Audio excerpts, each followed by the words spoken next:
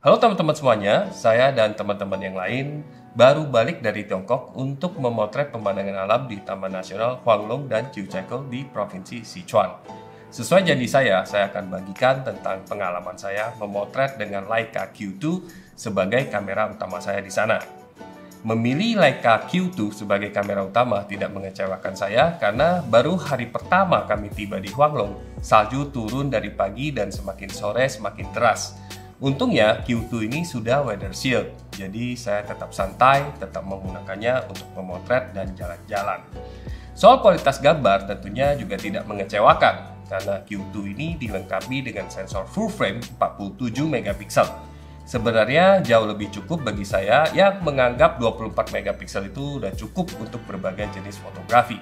Selain detail, kualitas warna juga terlihat akurat dan terkesan alami.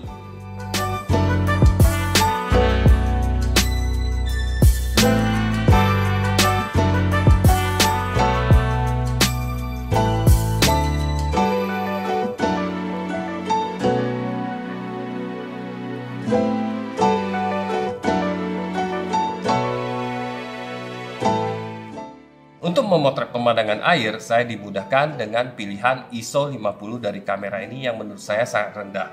Dan lensanya juga punya filter thread untuk memasang filter.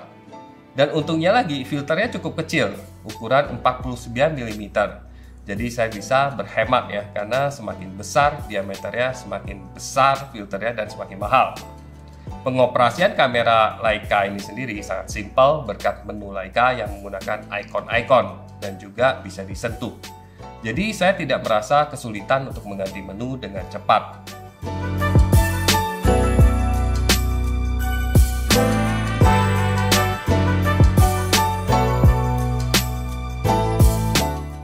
Ukuran dan berat kamera Leica Q2 ini menurut saya juga pas, tidak terlalu besar, tidak terlalu berat, dan juga tidak terlalu ringan, jadi terasa lebih stabil dan solid saat kita genggam. Dan yang saya cukup kaget adalah kinerja baterainya yang cukup baik. Memotret sambil jalan seharian masih menyisakan kurang lebih setengah dari kapasitas baterai. Padahal saya sudah menyiapkan 2 baterai cadangan karena saya takut cuaca dingin ya yang saya hadapi sekitar 4-15 derajat Celcius itu konon katanya menghabiskan baterai lebih cepat. Tapi ternyata saya tidak perlu mengganti baterai sama sekali.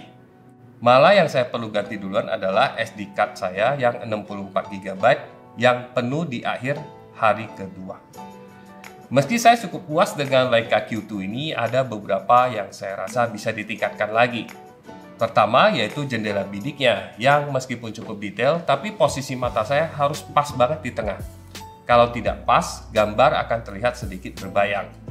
Kedua, tidak ada stabilizer di bodi kamera tapi adanya di lensa. Jadi efektivitas stabilizer menurut saya tidak terlalu stabil dibandingkan dengan kamera yang punya stabilization di bodi. Terutama saat saya harus memotret di shutter yang agak lambat seperti 1/10 detik atau lebih lambat lagi. Untuk memotret dengan shutter yang sangat lambat, saya harus memotret beberapa kali dan berharap ada yang tajam. Atau saya harus menempatkan kamera di pagar kayu supaya lebih stabil lagi.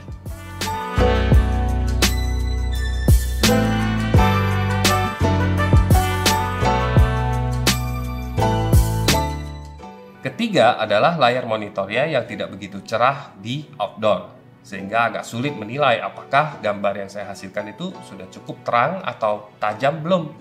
Dan saya hampir tiap kali memeriksa hasil gambar lewat jendela bidik jadinya. Untungnya jendela bidik ini resolusinya cukup tinggi, yaitu 3 jutaan.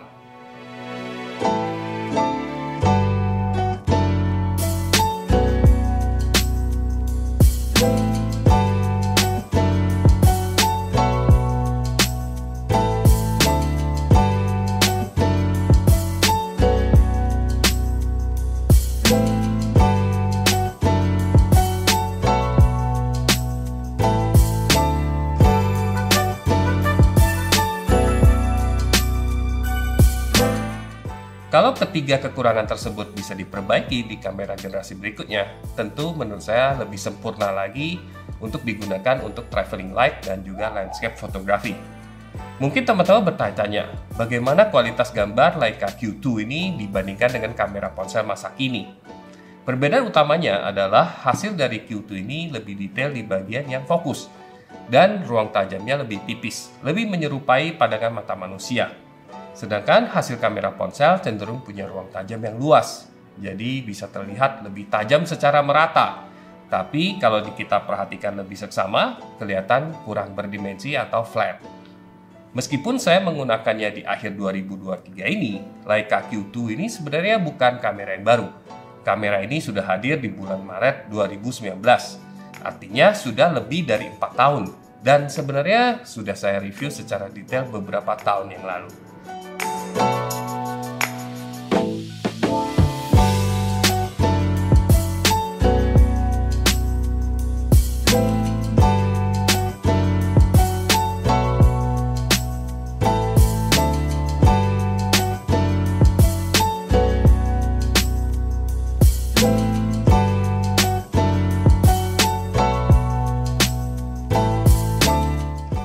Menurut saya kamera ini masih sangat baik untuk standar tahun ini.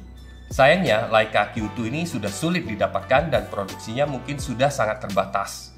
Karena dia sudah punya penerusnya. Jika tertarik membeli yang bekas, mungkin harganya sekitar 70-80 jutaan di online store. Varian yang cukup keren menurut saya adalah varian Reporter yang warnanya hijau ala militer. Alternatif lain adalah membeli penerusnya yaitu Leica Q3. Q3 ya, kamera yang baru diluncurkan di tahun 2023 ini. Kamera Q3 ini memang ditujukan untuk meneruskan Q2. Secara teknis tentunya lebih baik lagi karena punya layar yang bisa diarahkan ke atas dan ke bawah. Dan juga punya image sensor dan prosesor yang lebih baru.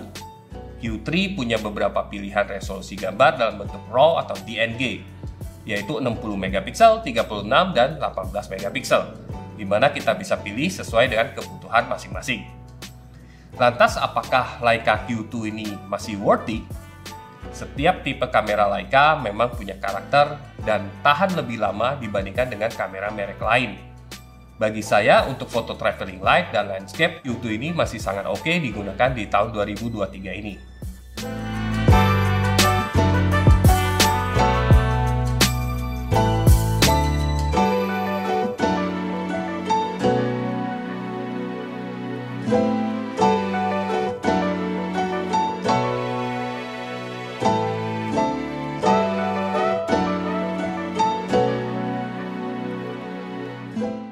Bagi teman-teman yang ingin belajar mengoperasikan kamera Leica atau kamera lainnya, kami bisa membantu.